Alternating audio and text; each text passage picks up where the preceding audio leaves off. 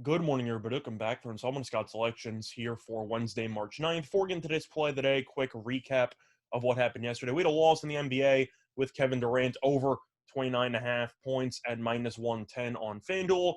The Nets scored 132 points. Durant played 40 minutes, and yet he only took 13 shot attempts and he only finished with 14 points.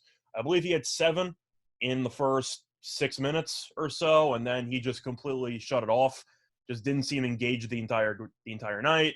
Of course, Kyrie had 50, but Durant went to the line one time. He had 5 turnovers. He was really just awful last night, but for whatever reason, Durant really just didn't seem that engaged, and that resulted in a loss for us. And looking for a bounce back winner here on Wednesday, we're going to go back to the NBA and look at a matchup between the Nuggets and the Kings, taking place at around 10 p.m. Eastern Time. And for the play of the day, we're going to take Denver on the road minus 4.5 at minus 110 on BetMGM. Time recording of 11:45 a.m.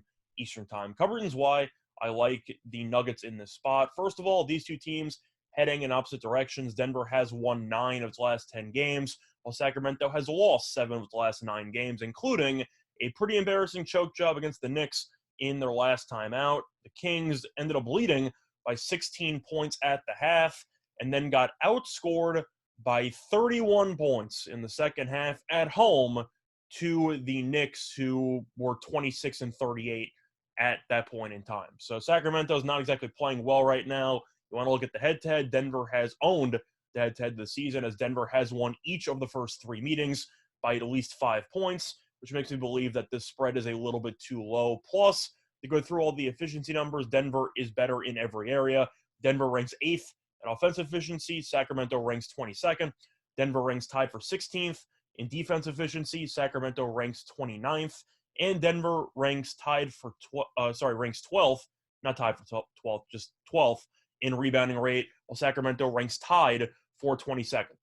Now, that last part shouldn't be surprising because of the fact that Jokic, of course, is a very solid rebounder, and the Kings, as of right now, don't really have many guys. They have Sabonis, who has been, I want to say, inconsistent since joining the Kings. I know he got ejected in his last time out because he ended up getting 2 techs, including bumping an official.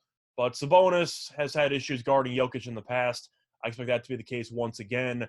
And I do think that if you're going to be looking for a spot where Denver is just going to continue playing well while Sacramento continues to roll over, I think this is a pretty good spot for that to happen.